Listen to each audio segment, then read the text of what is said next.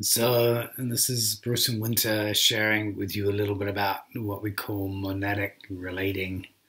So I just want to offer a little bit of our experience on this journey and just how different it is, but it's kind of an emergent phenomena between a lot of people, and not just individuals, but groups as well. So we want to share a bit about that. So how did we ended up relating? Yeah, I feel like the first piece, actually, when we look back, is our first meeting. So our first meeting, before we even knew each other and our lives and our worlds, we put our bodies together, and we had this experience of actually our hearts opening and falling through each other into, the way I described it was like death. I felt like I was in darkness, and it was so peaceful. And so that was just a deep, falling through the core of our hearts. And that was before any awareness of who we were as individual beings or people. So I feel like that was the first signature of our meeting. It was beyond identity or form.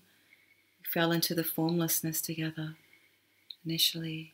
Yeah, and so that's probably a key thing, isn't it? Is that we're kind of familiar with soulmate relatings, where you have a sense of past connections or destiny together, but this was like just an immediate dying into what was behind everything and identity. So the core is the essence. Like it just immediately evokes the core. And so maybe I just want to say something about what the word monadic refers to.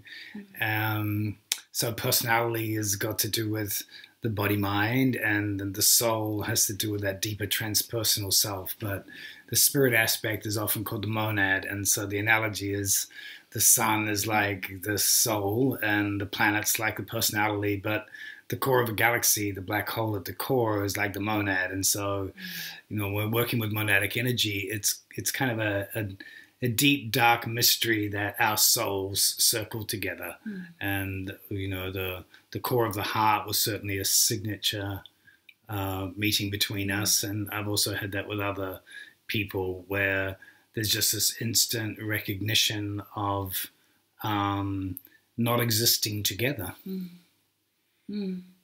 And then after that, I feel like the parts of our body mind try to understand it. So it's like because you have such a deep meeting in a space that's beyond our identity, or likes, dislikes, attributes, a list of like a perfect ideal partner. I feel like then there's some catching up that had to be done, like when you have such an intense monadic experience. You're saying I'm not your perfect ideal partner? Yeah. So, some things we still need to work through. It's kind of like, for me, there's an inevitability about it, though, too. It's like if you watch those mergers between galaxies that, LIGO picks up the gravitational waves of, the galaxies touch each other, and then they disappear, and all of their stars start to spin. But it's kind of inevitable that the cores will fuse.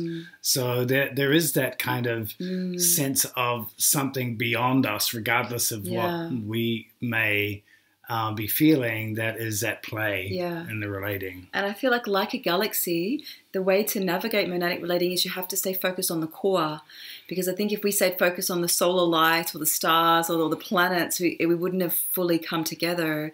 And I think those energies can get in the way. So I feel like focusing on what was true and that dark meeting was what helped us navigate it, vibrate more together in our galaxies come together more, and our stars merge together and our planets merge. It was like that dark note to stay focused on that, because I feel like, it's an inexplicable, feeling, isn't it? And it almost feels like it didn't happen. It's not real. It's a very surreal experience. It is quite different in terms of, like, even soul relating. Often suns orbit each other. Black holes merge, so it kind of ends the power dynamics when you realize you're both fucked together. Right? Like you both have to be in mutual surrender. There can't be one who's got power or control issues, because you are both at complete surrender together in order for those cores to merge. So there were some power struggles Yeah. around that. Well, there was a dying there process. was some there was a long dying process, and I feel like the most important aspect of that of monadic relating is a consciousness that it is monadic, because then again I feel like that's the dark light, that's where you can be the access of the awareness. Because I feel like even with us, we did have lots of struggles that came in where all the other parts and our planets and our inherent dualities came up, and it's like, what's going on here? And there was a deep. I think we've been in a deep surrender of all those other the stars that spin around us, since then. Yeah, but the good thing about it is that you don't have the capacity to have like separate lives. You don't really have sovereignty anymore. In a way, that's kind of a relief, because the dark light brings up anything, like everything that you feel is separate and is yours, or any wounding from the past, everything has to be passed over the event horizon. So it's very demanding, you don't get to keep your own life. Yeah. You actually have to offer your life together into the mystery. Yeah. And it's in a way very purifying, because it does intensely bring up everything that is separate or doesn't feel it's worthy of love, or all of those things. I also feel like we've experienced it in the body too. So it was in our hearts, and then also we were talking about this the other day, the first time that we had our first parting, our shamanic bodies didn't want to separate.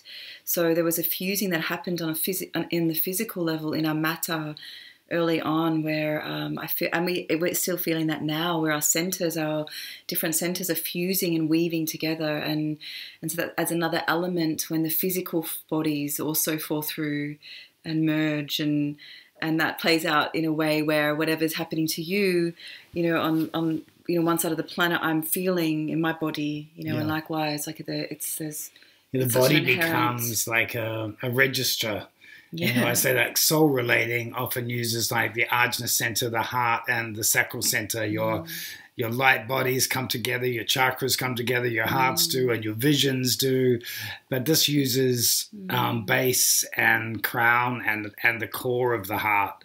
So in the heart, that's the core abandonment wound you actually have to face down. And the crown, it's like a mutual surrender or bowing before the mystery. No one's vision gets to be right. You're just in surrender together. And something about the base center, like the base was really important to us even early, wasn't it, when we did our sanctify work, that underneath the sexuality, there's some very vulnerable and powerful place in the body itself. And like you were saying, it's like our bodies started to pass through each other. Like when galaxies merge, the suns and the planets all merge. It's almost like there's no separate body anymore. The bodies inhabit the same space during moments of really deep rest and drop in, and then they vibrate. They kind of become quantumly entangled or something, so that they feel each other deeply. Totally. So there's something also about the recognition of the body as a sensing instrument for the dark light, and a linking of the monadic black hole with the core of the earth, so that the vibration of what's in matter and what's at the core of spirit are vibrating together. What does that look like practically in our experience? Well, as I said, I feel like there's a deep a sense of one body. So I feel like it's just like, the deep feeling and vibrating, even when we're not, like the quantum entanglement when we're at different places, different countries, or we've got physical separation, we can still feel each other deeply embodied. I feel like, and we're still vibrating together. I also feel like what's been happening recently, which is so profound, which has been a more of a refined quantum entanglement, which has been that whenever I'm processing something or I'm going through an experience, 2 days later you have the exact same, like it flips and mirrors in you. And we've had this over the last month deeply, where Like we don't, like whatever I'm experiencing ripples out to you and vice versa. There's no separation of the actual, the vibrations and frequencies. The stories can be different, but actually the core energies are the same. So that's been like really interesting. So what's the difference between entanglement and enmeshment, you say? Do we really know that? Well, I think there's like a pre-sovereign enmeshment when you fall into someone else as the other half of you, and you kind of joined at the hip and you form one being. And then there's the journey into sovereignty and your own inner marriage and marrying your masculine and feminine and your light and your dark, and becoming really just separate souls able to be on your own soul journey. But then this new thing seems to be like coming together in one, as one again, but it's not so much an enmeshed one. So the way I would say it is you don't actually get to have your sovereign self anymore. I don't get to have like, this is my stuff, my mother wound or my thing that I work with, because it's actually ours, you know, and not because, you know, like it's a nice sentiment to say, you know, yours is mine. It's like, it actually is. If you're vibrating something in your being, I'm feeling it. And it gets to the point where we actually can't tell the difference. It doesn't matter who it comes up through, it's coming up. So there's some kind of quality of singularity in the relating. I feel like also we struggled a little bit initially when our consciousness to like, because we're so individuated, and I feel like our consciousness is so, you know, separate soul sons, that I feel like that was a big piece. Like we can still battled over mine or yours. So when you go into monadic relating, there's ours. It's one. It's a singularity, and that mine and yours, it doesn't apply. But the consciousness can still hold that. And I feel like we kind of had to work with that for some time. Do you know, where now it's so obvious that it's both. There's a deeper singularity. So I want to say something about the particular kind of fear associated with monadic relating, and I think it relates to what's called the dark night of the soul, where you actually realize that it's a one-way trip. That when galaxies merge, they can't unmerge and then go play with another galaxy. You know what I mean? It's like the mergence is a death and a beginning of a new way of being that can never be separate again. So even the soul feels like it can still be individual and sovereign, whereas the monad, once it kind of fuses, you can only really add. You can add other galaxies, but you can't subtract. And that feels so final. And I know for me that there's a wobble there. There's a wobble to that. Oh my God, I've spent all of my life having some degree of autonomy and sovereignty, and now that seems to be asked to be surrendered. Yeah. I also want to talk just briefly around, like, I feel like what supports us as well is actually the alignment we've been doing with the black holes, with the M87, with the galactic center, because I feel like it's the same energy, and we've had experiences of aligning to that, and we can feel it in our bodies, the energy of the dark, the monadic energy vibrating down through those centers. And I feel like aligning to the cosmos and to those centers sort of does support the union. There is a supportive factor in that, and I feel like there's something you can reach to in your body and also in consciousness. Yeah, I think for me, it's like a quality of endarkenment. I mean, we've been in enlightenment for, you know, thousands of years, and the sun has been important, and the stars, the constellations. But, you know, endarkenment is recognizing that all of those stars are embedded in one sky, and that they all go around black holes at the core of galaxies. So somehow attuning to that quality of the dark brings in the monadic, and it somehow vibrates down into the body in a way that light can't. It's kind of the dark behind light. I feel like that's been really supportive in the alignment. So challenges, what are you saying? I feel like the biggest challenge, I would speak for both of us, is letting go of the individual light. you know, an individual separateness and identity, and particularly as like I feel like our journeys were the dark cores were like the black holes were coming towards each other, and we weren't. There's nothing really we could do about it. It was just happening. They were kind of, as you're saying, circling each other, and then pulling towards each other. I feel like there could be a tussle with the light, you know, and the stars in trying to releasing our identity of separateness into the dark. So I feel like that was a journey, and that was a journey between, you know, our conscious sexual selves, our masculine feminines, and as we're giving up territory, I feel like that was a big piece for us, actually. And then there was like, you know, the standoff, like, are you giving that up? Like when one piece drops into the black hole, we'd be waiting for the other one to drop their piece in. And so there was that kind of sitting on the edge of the event horizon, I think took a little bit of time for us to surrender. Play with banter, but actually at the end up, you know, you both have to give anyway, so nobody gets to enjoy the moment, you know, for long. Yeah. I would agree that there's an element of pride and identity, you know, like I have developed an identity about who I think I am, and that's pretty screwed now. Yeah. Like, and so there's kind of what's left of self-consciousness has to be surrendered. Yeah. And I think the other end is also tricky, which is the deep places of shame where I feel no one can ever love this piece. So in other words, there's the places of pride where I think this is mine and, you know, mine alone. And then there's the places of shame where like nobody has ever loved this piece. I don't love this piece. It's an unlovable piece. I do my best to avoid it, but every so often it grips me and drags me off into a dark room and beats me up. And I've got to give that up too. Like I've got to bring all of the pieces that are unacceptable, and they've got to be tipped over the event horizon as well. Yeah. And I feel like that creates a deep bond of vulnerability to go with the power. Yeah. And it's never actually, I've never experienced more vulnerability in having all of the closets cleaned out. Yeah. I feel like another prerequisite to monadic relating is to actually keep prying the core open.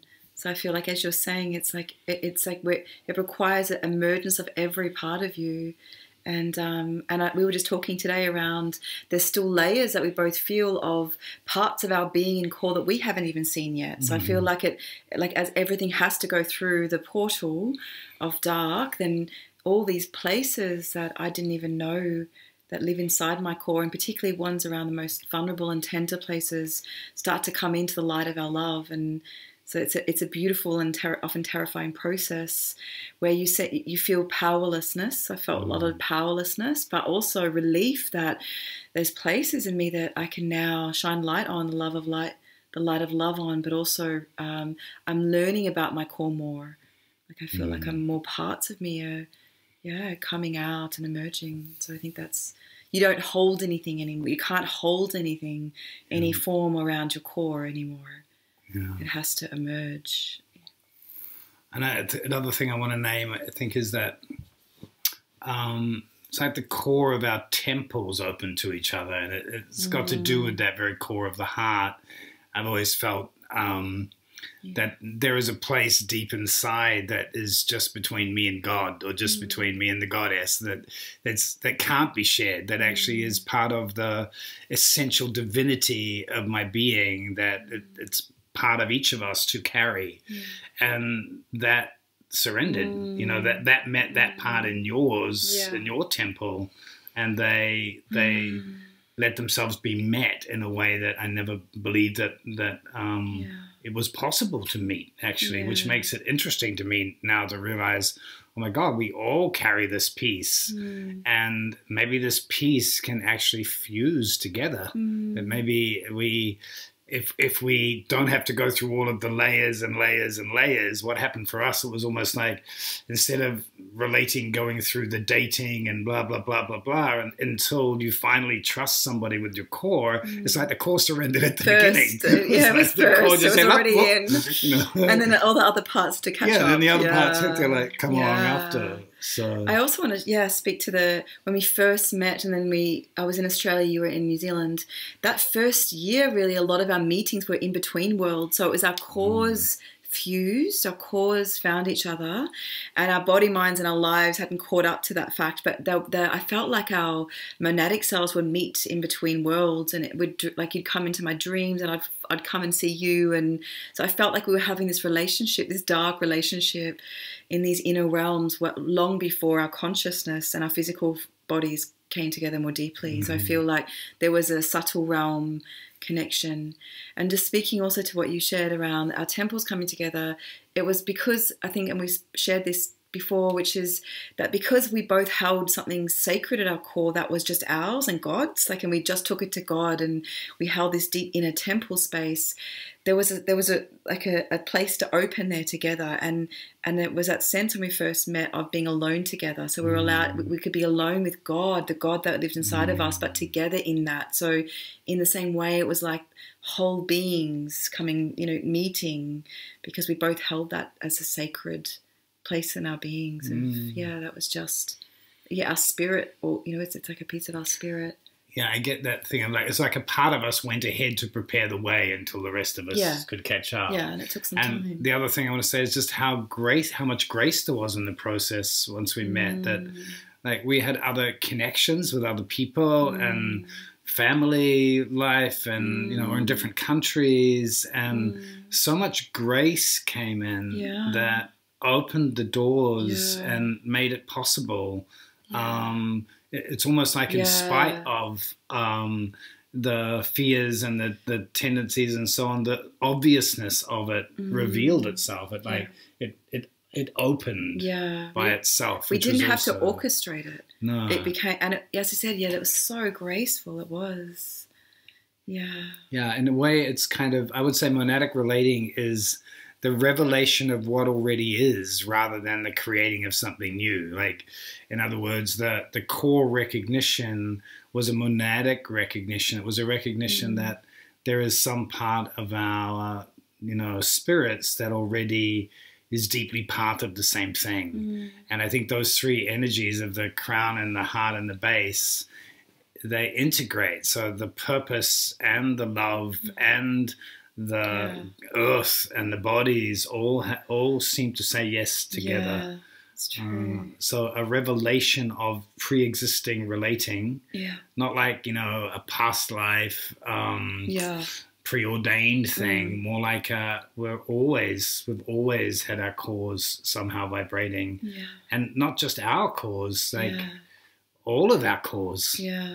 So we're really interested to see, like, where does both the deep sanctity and purity of this relating that requires everything and to be surrendered, where does that meet that same surrender in others and other individuals and groups and beings? Like, how does monadic relating organize us in the world? I know how soul relating does, and soul tribe, and I know how personal relating works, lots of communication and, rules and boundaries and so on.